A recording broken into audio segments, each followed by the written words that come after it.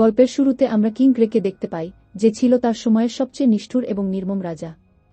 সে দেশের রাজাকে হত্যা করে নিজেই রাজা হয়ে গিয়েছিল, তার জীবনে কোনো কিছুরই অভাব ছিল না। কিন্তু একদিন হঠাৎ করেই তার মৃত্যু হয়। কিন্তু মৃত্যু তাকে আরেকটা সুযোগ দেয় তার জীবনের উদ্দেশ্য খুঁজে পাওয়ার জন্য। গ্রে যখন তার চোখ খোলে সে সামনে দুইজন অচেনা লোককে দেখতে পায় এবং আমাদের জানা যায় গ্রে আবার জন্ম নিয়েছে অন্য এক জগতে। এই জগতে গ্রের নাম আর্থার। তাকে দেখে তার বাবা মা অনেক খুশি দেখাচ্ছিল। এদিকে গ্রের কিছুই বোধগম্য হচ্ছিল না, আসলে তার সঙ্গে কি হচ্ছে। তার আগের জীবনের সবকিছুই তার মনে ছিল এবং সে ভাবে মনে হচ্ছে এটা কোনো স্বপ্ন নয়। ঠিক তখন সে তার জামাকাপড় নোংরা করে ফেলে, যার কারণে আর্থারের মা অ্যালিস তাকে পরিষ্কার করতে শুরু করে। আর্থার ভাবে, আমি এই শরীরের উপর কোনো নিয়ন্ত্রণই রাখতে পারছি না, এই শরীর তো আমার জন্য একটা কারাগারের মতো। বাইরে আর্থারের বাবারে ট্রেনিং করতে করতে নিজেকে আঘাত করে ফেলে, এটা দেখে অ্যালিস এসে তাকে হিল করতে থাকে। আর্থার কিছুই বুঝে উঠতে পারে না এরা আসলে কি করছে, কারণ তার আগের দুনিয়ায় ম্যাজিক বলে কিছুই ছিল না। এরপর রে তার টিমের সঙ্গে শিকারে যায়। শিকার করার সময় সে একটু আহত হয়ে পড়ে এবং বাড়ি ফিরে আসার পর অ্যালিস তাকে হিল করে দেয়। আর্থার বুঝতে পারে সবাই এখানে ম্যাজিক ব্যবহার করে এবং প্রত্যেকের কাছে ভিন্ন ধরনের ম্যাজিক থাকে, আর অস্ত্রের মাধ্যমে কেউ তার শক্তি বাড়াতে পারে। আর্থার ভাবে, যেখানে অস্ত্র থাকে সেখানে বিপদও থাকে, আমাকে যত তাড়াতাড়ি সম্ভব ম্যাজিক ব্যবহার করা শিখতে হবে। এরপর অ্যালিস তাকে ঘুম পাড়িয়ে দেয়। কিং গ্রে অনেক বছর পর শান্তিতে ঘুমাচ্ছে, কারণ আগের জীবনে শত্রুদের কারণে সে কখনো ভালো করে ঘুমোতে পারত না। এইভাবে কিছু মাস কেটে যায় এবং এখন আর্থার হাঁটতে শিখে গেছে। আর্থার প্রথমবার নিজের চেহারা আয়নায় দেখে। একদিন যখন অ্যালিস কিচেনে রান্না করছিল, আর্থার লুকিয়ে লুকিয়ে লাইব্রেরিতে গিয়ে বই দেখতে থাকে, কারণ তাকে এই দুনিয়া সম্পর্কে আরও তথ্য জোগাড় করতে হতো। আর্থার জানতে পারে সে যে দেশে আছে তার নাম ডিকাথেন, এবং এই দেশে 3টি কিংডম মিলিয়ে তৈরি। প্রথম কিংডমের নাম ডোয়ার্ফ কিংডম, যেখানে ডোয়ার্ফরা থাকে। দ্বিতীয় কিংডমকে এলেনোর কিংডম বা ফরেস্ট কিংডম বলা হয়, যেখানে এলফরা থাকে। তৃতীয় কিংডমের নাম সেভান্ট কিংডম, যেখানে হিউম্যানরা থাকে, এবং আর্থার এই কিংডমেই জন্মেছে। আর্থার আরও জানতে পারে এখানে রাজা প্রজন্ম ধরে ধরে হয়, মানে রাজার ছেলে রাজা হয় না, যে তার আগের দুনিয়ার মতো যুদ্ধ করে রাজত্ব ছিনিয়ে নিতে হয়। এরপর সে কিছু ম্যাজিকের বই দেখছিল। সে জানতে পারে এই দুনিয়ায় ম্যানার কারণে মানুষ ম্যাজিক ব্যবহার করতে পারে এবং 100 জনে মাত্র একজনই ম্যানাকে নিয়ন্ত্রণ করতে পারে। ম্যানা দুই ধরনের হয়, অগমেন্টিং এবং কনজুরিং। যাদের কাছে অগমেন্টিং ম্যানা থাকে তারা নিজেদের শক্তি অনেক বাড়াতে পারে, আর যাদের কাছে কনজুরিং ম্যানা থাকে তারা ম্যানাকে যে কোনোভাবে ব্যবহার করতে পারে, যেমন স্পেলস, এলিমেন্টস ইত্যাদি। ম্যানা প্রথমে শরীরে প্রবাহিত করা হয়, তারপর ম্যানা কোর থেকে তা নিয়ন্ত্রণ করা হয়। সে এখন এটা ট্রাই করতে যাচ্ছিল, কারণ তার আগের জগতেও এমন একটি কনসেপ্ট ছিল যাকে কি বলা হতো। সে ট্রাই করতে যাচ্ছিল, ঠিক তখনই অ্যালিস এসে তাকে কোলে তুলে নেয় এবং দেখে আর্থার আবার জামাকাপড় নোংরা করে ফেলেছে। এটা দেখে সে তাকে বাইরে নিয়ে যেতে শুরু করে। আর্থার ভাবে, জানি না এই জামাকাপড় নোংরা করার অভ্যাস কবে ছাড়ব। এরপর আমাদের 2 বছর পরের দৃশ্য দেখানো হয়। এই 2 বছরে অ্যালিস প্রতিদিন আর্থার সম্পর্কে নিজের ডায়েরিতে কিছু না কিছু লিখত। অ্যালিস লক্ষ্য করে আর্থার জন্মের পর থেকে একবারও হাসেনি। বাইরে আর্থারকে তলোয়ার চালাতে শেখাচ্ছিল, এটা দেখে অ্যালিস রের উপর অনেক রেগে যায়। বেচারা রে শুধু বকা খাচ্ছিল, এটা দেখে আর্থার ভাবে, মনে হচ্ছে বিয়ের পর মেয়েরাই ঘরের রাজা হয়ে যায়। সেই দিন অ্যালিস আর্থারকে মার্কেটে নিয়ে যায়। এখান থেকে আর্থার এই দুনিয়া সম্পর্কে আরও অনেক কিছু জানতে পারে। বাড়ি ফেরার সময় আর্থার খুব ক্লান্ত হয়ে পড়ে এবং তার মায়ের পিঠেই ঘুমিয়ে পড়ে। আর্থার ভাবে, জানি না কেন, কিন্তু এদের সঙ্গে থাকতে আমার খুব ভালো লাগছে। আসলে তার আগের জীবনে আর্থার অনাথ ছিল এবং মা বাবার ভালোবাসা কাকে বলে সে কখনো অনুভবই করতে পারেনি।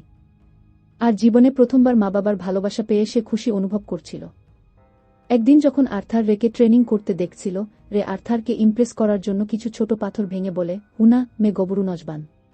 কিন্তু আর্থার এতে ইমপ্রেস হয়নি। এটা দেখে রে আরও বেশি ম্যানা ব্যবহার করে অনেক বড় বড় পাথর ভেঙে ফেলে। এটা দেখে আর্থার ইমপ্রেস হয়ে যায় এবং ভাবে, আমাকেও তাড়াতাড়ি ম্যানা ব্যবহার করা শিখতে হবে। ঠিক তখনই অ্যালিস এসে তাকে ঘুম পাড়াতে নিয়ে যায়।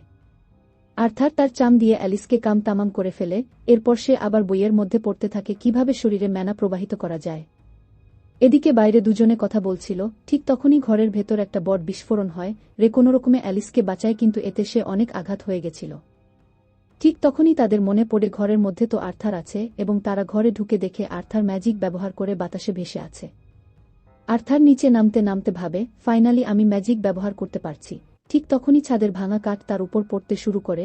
এটা দেখে আর্থার পালাতে চায়, কিন্তু ছোট হওয়ার কারণে ঠিকমতো পালাতে পারে না। আর্থার ভাবে, আমি কি এখানেও মরে যাব? ঠিক তখনই তার বাবা মা এসে তাকে বাঁচিয়ে নেয়। আর্থার এটা দেখে ভাবছিল, এরা কতটা বোকা, এত আহত হওয়ার পরও নিজেদের কথা না ভেবে আমাকে বাঁচাতে এল। আর্থার দেখে অ্যালিস কাঁদছে, এটা দেখে তার চোখ থেকেও অশ্রু পড়ে যায়। আর্থার বুঝে উঠতে পারে না তার চোখ থেকে অশ্রু পড়ছে কেন। আসলে আগের জীবনে কিং গ্রে কখনো কেয়ার পায়নি, সবসময় মানুষদের থেকে সে ঠকেছে আর ঘৃণা পেয়েছে। আর এই দুইজনের ভালোবাসা পেয়ে সে বদলাতে শুরু করেছিল এবং না চাইলেও নিজেকে কাদা থেকে থামাতে পারেনি। পরবর্তী দৃশ্যে আমরা কিং গ্রের অতীত দেখতে পাই, যেখানে একজন লোককে বন্দী করে রাখা হয়েছিল কারণ সে গ্রেকে মারার চেষ্টা করেছিল। লোকটি বলে, আমি তোমাকে মারতে চেয়েছিলাম, এতে আমার পরিবারে কোনো দোষ নেই, এরা তো জানেই না আমি একজন অ্যাসাসিন। তুমি আমাকে মেরে ফেলো, কিন্তু বিনিময়ে আমার পরিবারকে ছেড়ে দাও। এটা শুনে গ্রে তার চোখের সামনেই তাদের দুজনকেই মেরে ফেলে। দৃশ্যটি বর্তমানে চলে আসে। এখন আর্থার 5 বছর বয়সী হয়েছে এবং তার বাবার সাথে তরবারি চালানো শিখছে। আর্থার তার কাঠের তরবারিতে ম্যানা ভরে রের স্টিক ভেঙে ফেলে। রে এটা দেখে অবাক হয়ে যায় যে এত অল্প বয়সে আর্থার এতটাই দক্ষ।